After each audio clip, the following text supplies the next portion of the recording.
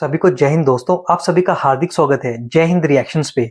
आशा करता हूं कि आप सभी लोग बहुत अच्छे होंगे। तो आज हम आपके लिए एक इंटरेस्टिंग और एक बहुत ही इंपॉर्टेंट वीडियो लेकर आए जिसमें आप देखेंगे पाकिस्तानी पत्रकार आरजू काज़मी को, जिनके स्पेशल गेस्ट होंगे भारत के पूर्व राजदूत दीपक वोरा साहब, जो भारत की तरफ से कई सारे देशों में एम्बेसडर रहे हैं और बहुत ही जबरदस्त जियोपॉलिटिकल एक्सपर्ट हैं।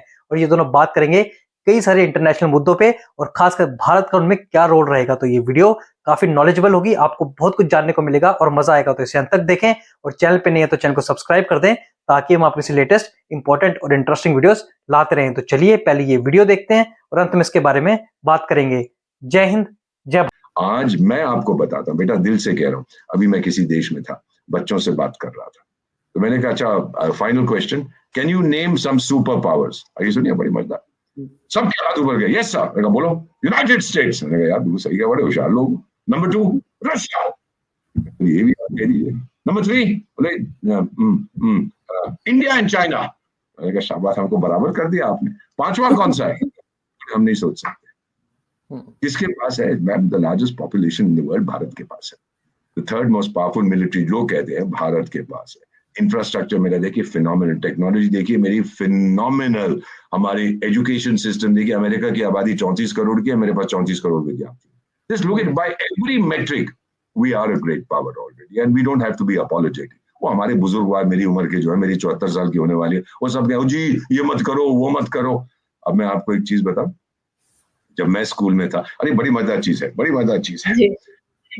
रामायण से मालूम नहीं आप वाकिफ हैं कि नहीं। रामायण में एक राजा दूसरे राजा की बेगम को चुरा के ले जाता है। नॉट अ गुड आइडिया, कुछ लोग कहते हैं वेरी गुड आइडिया। खैर, जिस राजा की बेगम को चुरा लेता है तो वो राजा अपने चीफ स्पाई मास्टर से कहता है ढूंढ के ला। अब वो बेचारा घूमता रहता मिलती नहीं है, तो फिर बड़ा उदास हो जाता है, डिप्रेस्ड हो जाता है।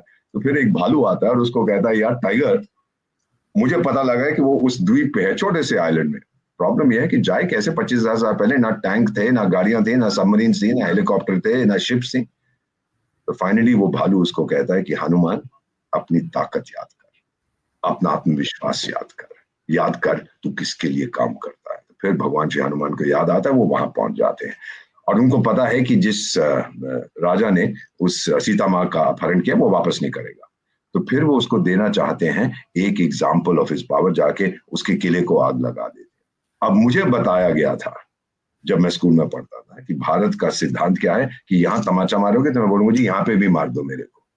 अब हमारे प्राइम मिनिस्टर ने एक चीज कही थी, हमारा सिद्धांत है मारेंगे घर में घुस के।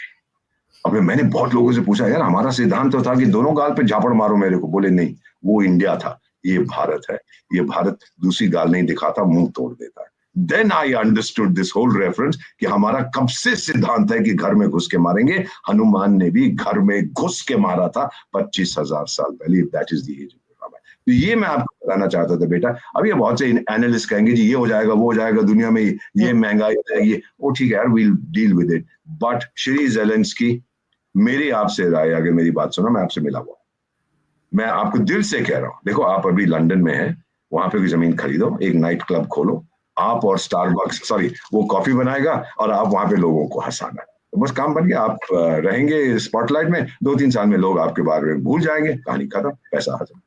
So I see this happening. All this totally is the fault of the lionization जो इसका किया था यूरोप ने। ये अपने आप को खुदा समझने लग गया, सारी गलती इसकी है। ट्रंप wants peace, वो चाहता है कि यहां से मैं बाहर निकलूं, क्योंकि ट्रंप का नंबर 1 दुश्मन कौन है मैम? रूस नहीं है, उसका नंबर 1 दुश्मन चीन है। और वो रूस के साथ जो कोऑपरेशन कर रहा है, वो कह रहा है कि अब हम जो है रूस को चीन से मैं अलग करना चाहता हूं। अगर चीन ताइवान पर हमला करता है तो चीन का भी बहुत नुकसान होगा, चीन कमजोर हो जाएगा, जैसे रूस कमजोर हुआ यूक्रेन जंग। वही गेम वो खेलना चाहता है। चीन कमजोर हो जाए, रूस मेरी तरफ आ जाए, फिर सारी दुनिया, the world according to Donald Trump, सारी खुशहाली ही खुशहाली। और मैडम आरजू काज़मी और एम्बेसडर दीपक वोरा अमेरिका जाएंगे और बोलेंगे ट्रंप साहब जिंदाबाद, ट्रंप साहब जिंदाबाद।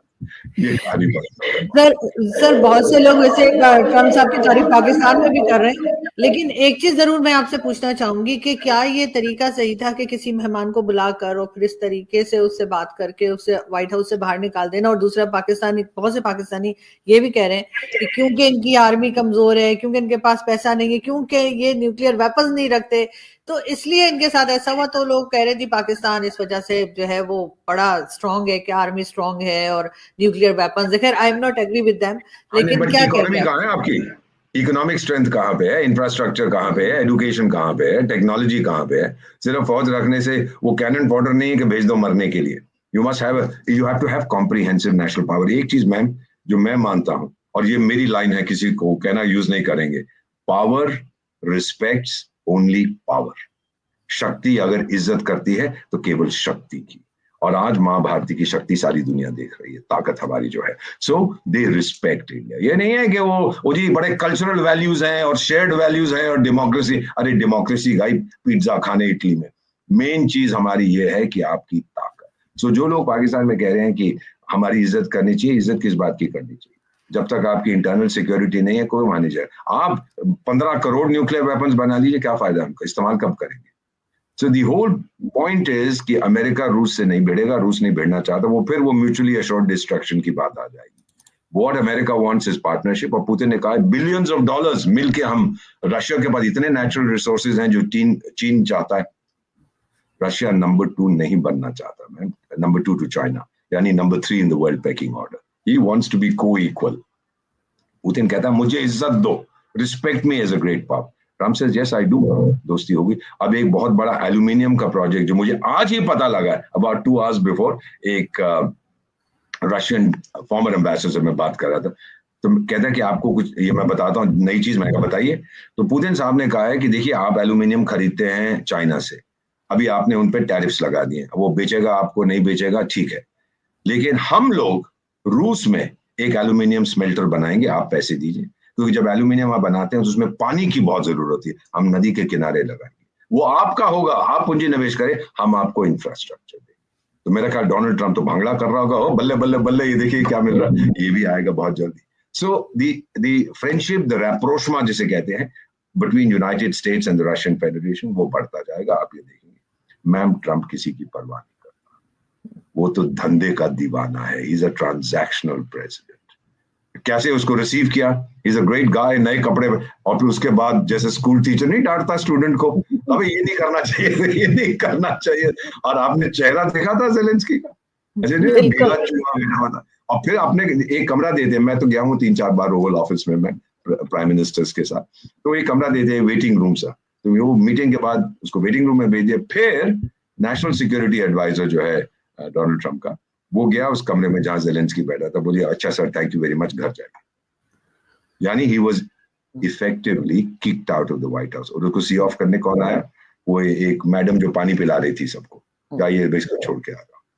प्रेसिडेंट ट्रम्प तो रिसीव तो जरूर किया था, यार वाह तो बड़ा स्मार्ट लग रहा है, वो अपनी टी शर्ट पहन के नहीं आया मुझसे मिलने, मैंने तो सूट पहना हुआ है। अच्छा आज तो तूने पूरा ड्रेस पहना हुआ है। वो जब स्टारबक्स भी गया था वहां पर यूक्रेन में, तब भी इसने यही चीज, इसका अपने ख्याल 2 कपड़े हैं, एक वो फौजियों की टी शर्ट है, एक ये नया कहीं से खरीदा है उसने, तो ये दोनों पर उसके साथ भी वही पहना था कीव में जब स्टारमर गया था, और डोनाल्ड ट्रम्प के साथ पीएम डोनाल्ड ट्रम्प साहब ने क्या बोला था, यू लुकिंग वेरी स्मार्ट, और खूब उसकी शाबाशी के अंदर ले गए। बस वहां पे फिर जो मीटिंग हुई, ट्रम्प साहब ने कहा ये तो टीवी के लिए बड़ा स्पेक्टिकल है, चलने दो, सारी दुनिया को देखने दो। और वैंस साहब ने, लोग कहते हैं ना शुरुआत की, क्योंकि म्यूनिक में इनके बीच में जो गर्मी हुई थी वो मैं जानता हूँ।